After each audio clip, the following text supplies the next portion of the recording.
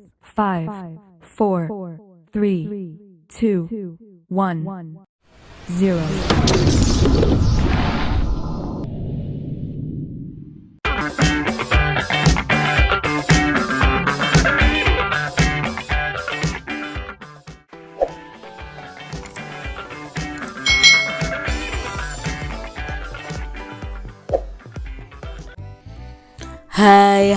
Hai, selamat datang di channel YouTube Kak Citra. Apa kabar adik-adik semuanya? Kak Citra berharap kalian dalam keadaan yang baik, sehat, dan siap untuk belajar ya. Hari ini kita akan belajar bersama-sama untuk mata pelajaran tematik kelas 4. Kita belajar di tema 8, daerah tempat tinggalku. Subtema 3, bangga terhadap daerah tempat tinggalku, pembelajaran yang kedua. Mari adik-adik kita belajar dengan penuh semangat ya. Aku bangga sekali dengan daerah tempat tinggal keluarga besarku, Yogyakarta. Di Yogyakarta ada kampung yang terkenal dengan kerajinan gerabah. Kampung itu bernama Kasongan. Kasongan terletak di Kabupaten Bantul, daerah istimewa Yogyakarta.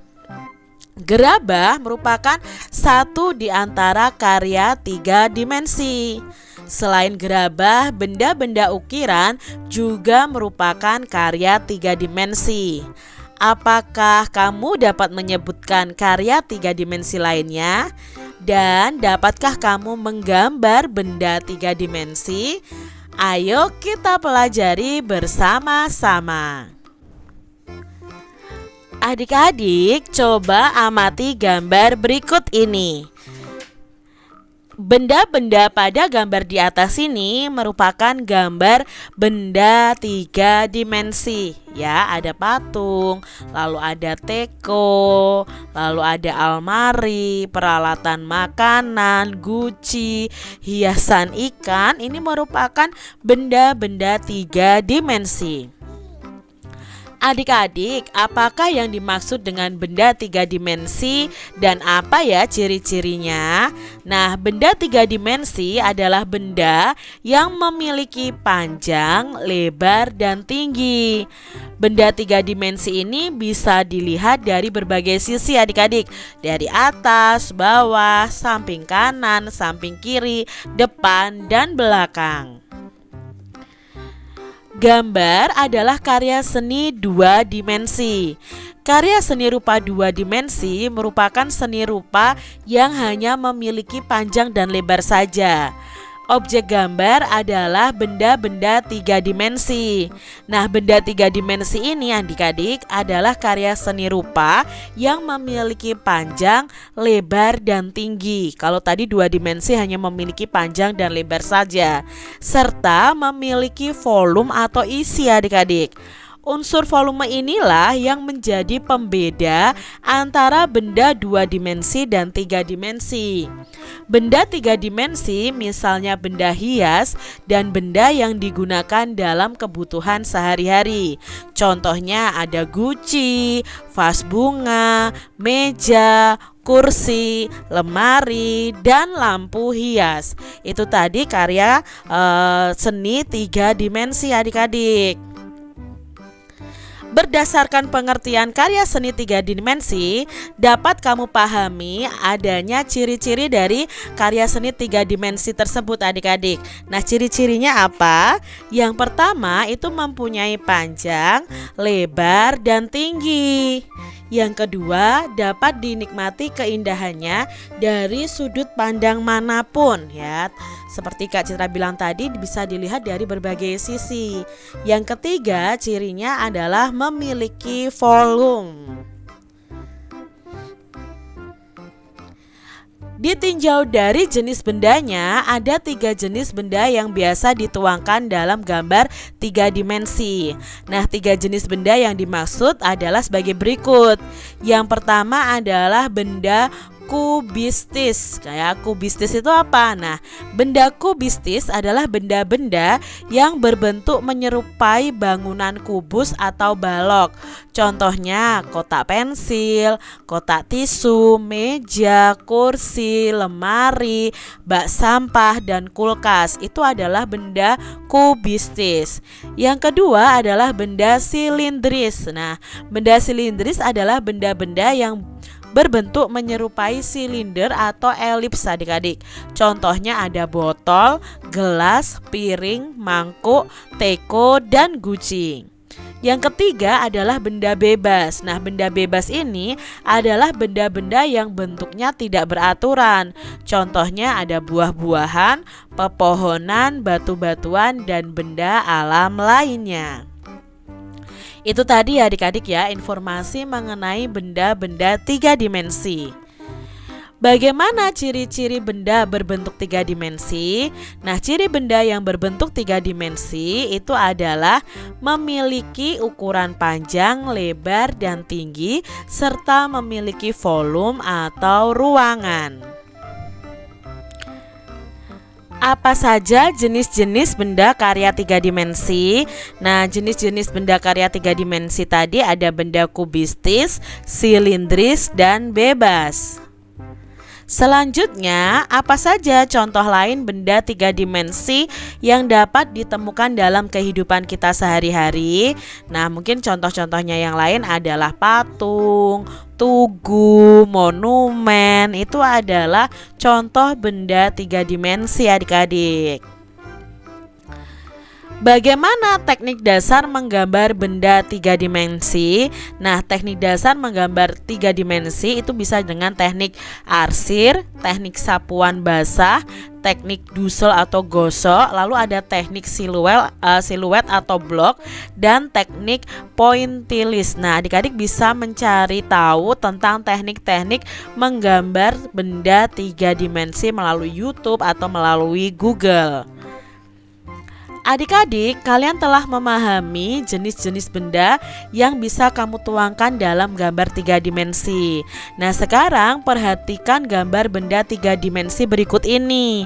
Kita kelompokkan gambar-gambar yang ada berdasarkan jenisnya. Tadi kan jenisnya ada benda kubistis, lalu ada kelompok benda silindris, dan kelompok benda bebas. Kalau kubistis itu bendanya membentuk seperti balok atau seperti kubus. Sedangkan silindris itu seperti elips atau melingkar ya adik-adik ya, dan bebas itu ya bentuknya tidak beraturan.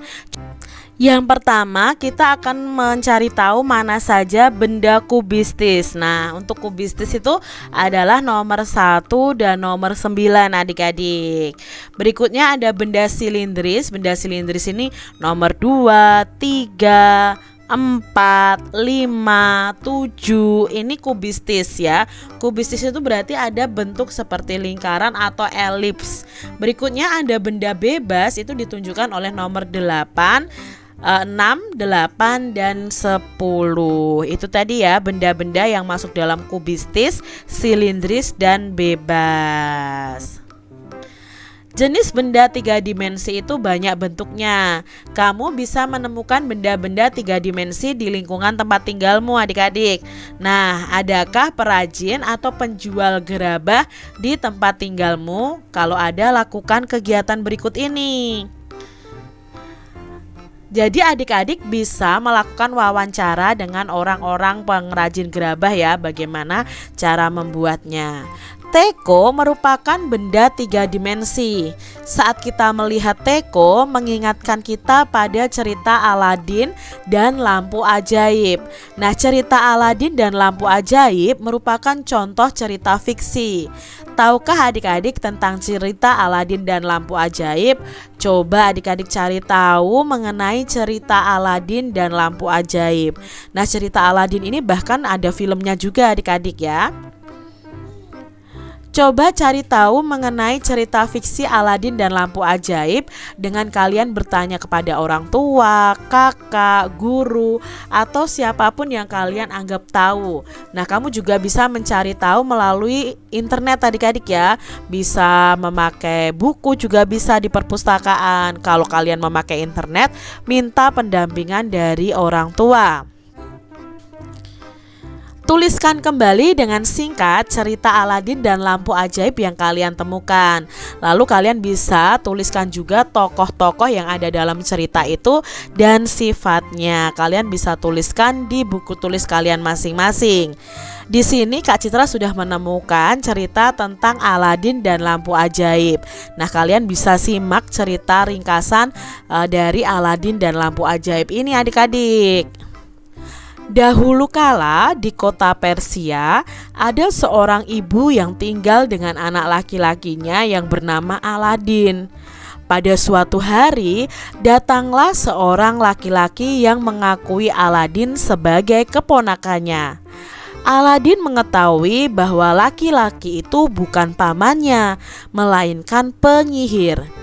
Laki-laki itu menyalakan api dengan kayu bakar dan mengucapkan mantra adik-adik.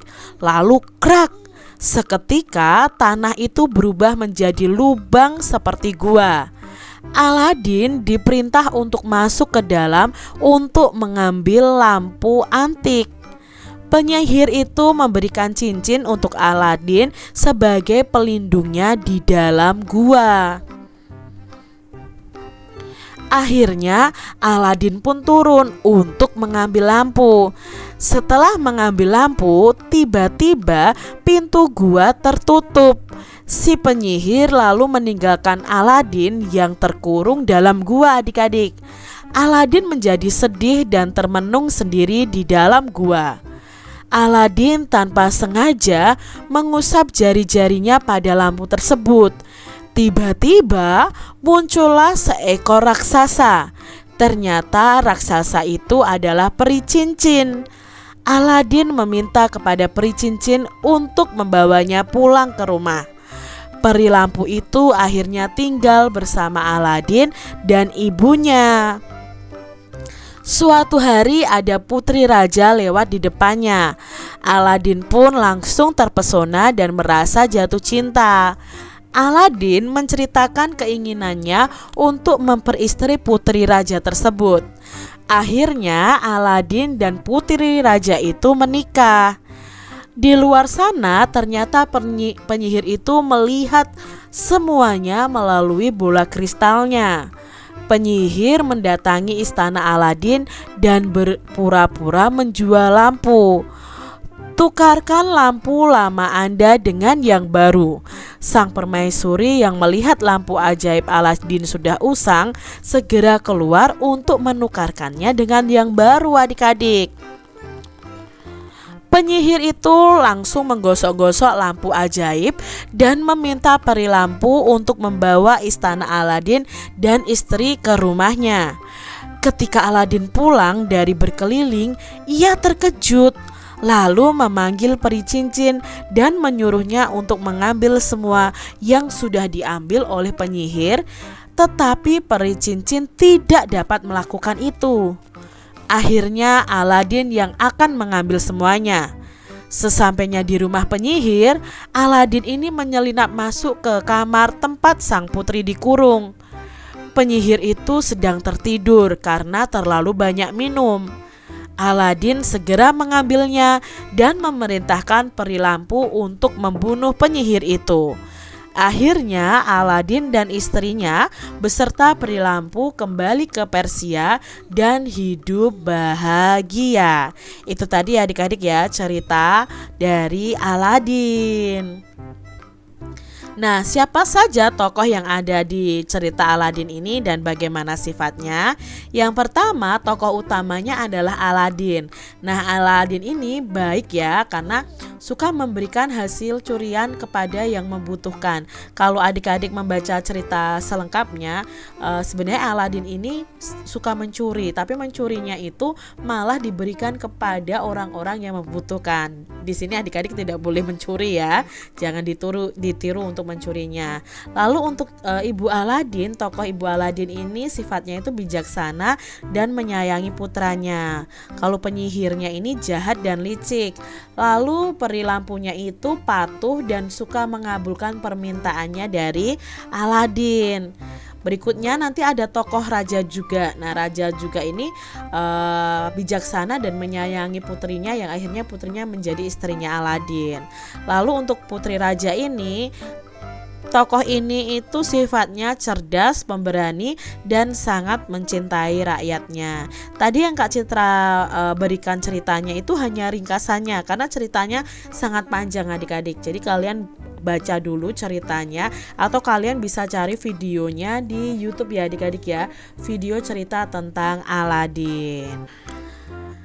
Adik-adik, benda 3 dimensi berupa teko itu dapat dibuat dengan cara dibentuk dari tanah liat. Nah, karena pengaruh gaya saat membentuk, tanah liat yang tadinya tidak berbentuk bisa menjadi bentuk teko.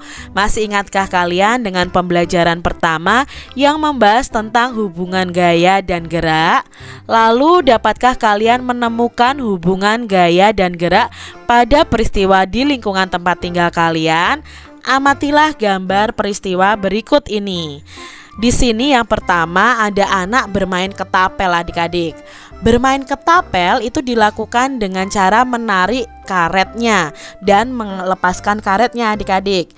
Berhati-hatilah saat bermain ketapel dan jangan diarahkan kepada teman kalian.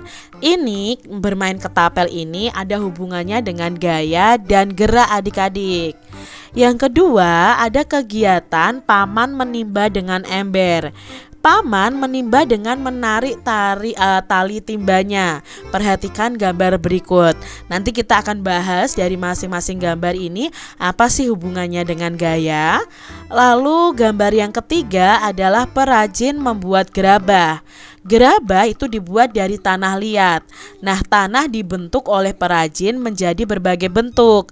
Perhatikan gambar berikut ini. Adik-adik, hubungan gaya dan gerak pada peristiwa menimba adalah gaya yang dikerjakan paman saat menarik tali timba mengakibatkan ember yang semula diam akan menjadi bergerak naik. Jadi ini hubungan gaya dan gerak di peristiwa menimba. Berikutnya pada peristiwa ketapel nih adik-adik ya. Hubungan gaya dan gerak pada peristiwa bermain ketapel adalah gaya saat anak menarik ketapelnya dan melepaskannya itu mempengaruhi batu yang semula diam akan menjadi bergerak setelah dilontarkan dengan menggunakan ketapel. Jadi di sini ya, ketapel ini hubungannya dengan gaya dan gerak adalah ketika kita bermain ketapel itu ada gaya yang kita keluarkan berupa tarikan, lalu karetnya itu akan mendorong batu sehingga batu itu yang awalnya diam akan bergerak. Itu adik-adik. Berikutnya untuk membuat gerabah. Nah, apa hubungannya gaya dan gerak dalam membuat gerabah? Nah, gaya yang dilakukan pengrajin saat membentuk tanah liat itu mengubah bentuk tanah liat menjadi gerabah.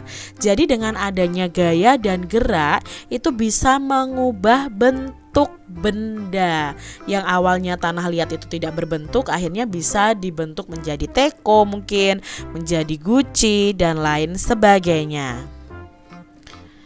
Adik-adik, untuk membuktikan adanya hubungan antara gerak dan gaya, coba kalian praktekkan bermain ketapel. Nah, bawalah permainan ketapel dari rumah ya. Nah, praktekkan cara bermain ketapel, tetapi berhati-hatilah, jangan mengarahkan ketapel kepada orang lain karena itu berbahaya adik-adik ya.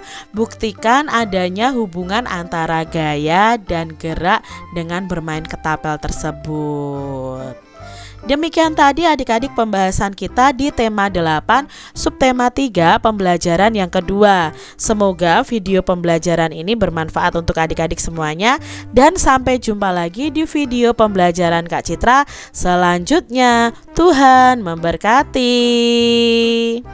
Jangan lupa tekan tombol subscribe, lalu tekan loncengnya, tekan juga tombol like, lalu share ke media sosial kalian. Jangan lupa untuk ikuti media sosial Kak Citra. Terima kasih.